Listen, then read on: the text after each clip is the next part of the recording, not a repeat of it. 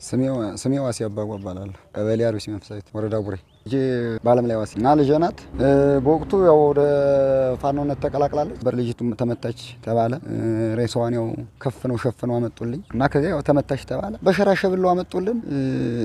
ቀበርነ ያኔ ጡጧ ተቆርጧል፣ እጇ ተቆርጧል ተባለ። አላየሁም። እንደገና ፋኖም ደግሞ አው እጇ ተቆርጧል፣ ጡጧ ተቆርጧል አሉኝ። አላየሁም።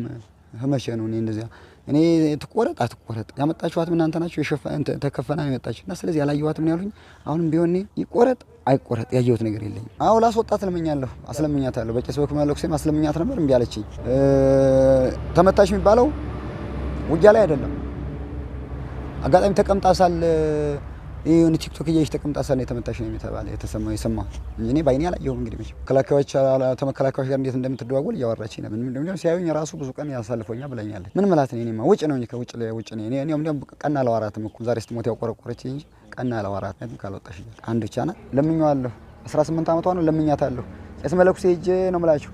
አንድ ብቻ ናት ልጄ። ወንዶች አሁን እንግዲህ ወደ 3 ወደ 4 አሉኝ፣ ግን ልጄ አንድ ናት እና እሷማ ማየትም ማንሳትም እና ለማስወጣት ጥሪ ያለው ሞክር ያለው አልተሳካልኝም። እንዲያለች ቀንም እንደሆነም እንዲያውም እንጃ እኔ ምን ፍቅረኛ ይኖራት ምን ይበል ማውቀው ነገር እንጂ አልታጠቀች፣ መሳሪያ ራሱ አልታጠቀች። ተጥቅላት ሰነቱ ነው የሰማሁት። በዛ ለሰምቼ ይሆንማ እንትኑ ቀድጄ ሳሌው አልቀርም ነበር። ብታምባታ ያን እንትኑን ይሄን ሸራውን የተሸፈነችበት በካራ ቀድጄ ሳሌው አልቀርም ነበርና በሌላው ቀን ነው እንደዚህ እሱ መጣው ፋኖች እንደዚህ ተቆርጣለች፣ እንደዚህ ተገፋለች ምናምን አሉኝ። ዋ እኔ አላየኋትም። ያመጣችኋት እናንተ ትገፈፍ ትቆረጥ አላየሁም። እኔ ምንም አይመስለኝም ይሄ ነገር። ምክንያቱም ወይ አይቻት ይሆን አው ለምን ተቆረጠች የሌላ ቦታ ክስ መሄድ ነበር።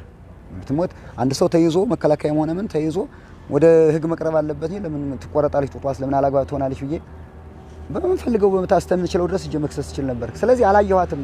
ያላየሁት እኔ ተቆረጠች ብዬ ማውራት አልችልም ብዬ ነው የዘጋው።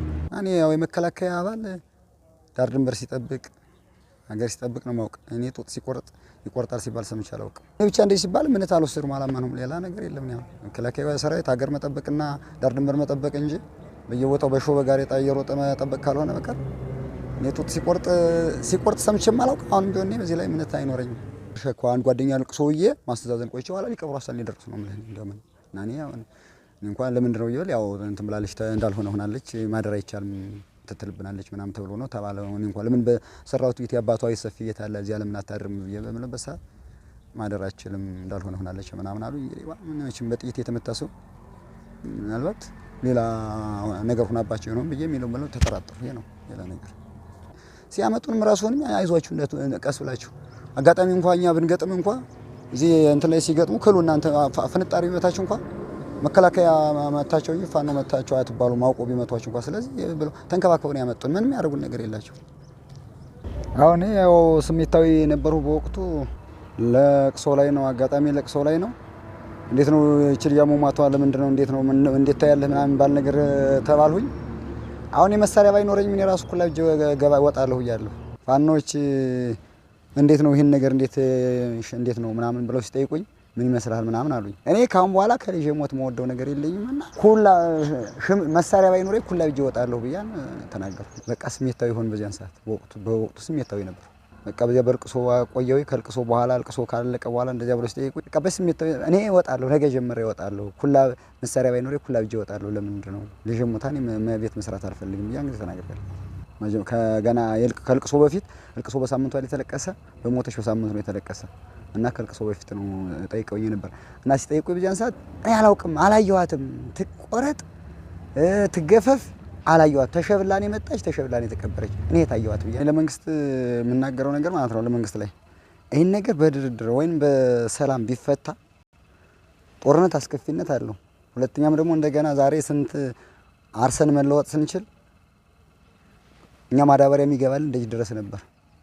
ግን አሁን በዚህ ምክንያት የተነሳ ሩቅ አገር ነው ማዳበሪያ የምናመጣ እና አሁን መንግስት ይሄን ነገር ቢያንቱ ካስተውል ወደ ኋላ ዙሮ ቢያዩትን ቢታይና ሁሉም ነገር እኔ ሰላም ቢፈጠር ነው ፈልግ ከኔ ከሁሉም ነገር ስለሌለበት ሰላም ቢፈጠርልኝ ነው ፈልግ። እኔ እንደራሴ ሰላም ቢፈጠር ከሰላም ሁሉም ብዙ ነገር ይመጣል። ግን ሰላም ካልተፈጠረ አሁን ብዙ ነገር አለ። በቤታችን ማናዝ በሀብት ንብረታችን ማናዝ ሰላም ካልተፈጠረ። ሰላም ከተፈጠረ ግን የሀብታችን ጌታ ነን፣ የሌሎቻችን ጌታ ነን፣ የቤታችን ጌታ ነን። ፋኖም ቢሆን ባለው መንገዱ ማለት ነው ቢተራረቅ አሁን እርቅ ሰላም አወርዶ እኔ አሁን የፋኖ ሐሳብ ምን ይመስለኛል መንግስት ይረሽናቸው ይገላቸው ይመስላቸዋል። ግን ይሄ አንደኛ እንዳይሞቱ ወንድሞቻችን ናቸው። እነዚያም ቢሆን ቢነገስ ታረቁ መንግስት በጀተ ገቡማ ብሎ እንዳይገላቸው ሆኖ ቢተራረቁና ቢገቡ ነው። ቦሰና ለምጄ ማርስ መንፈሳዊት ነው ቡሬ ወረዳ እናቷ ነኝ። በአለም ላይ ዋሴ ናት።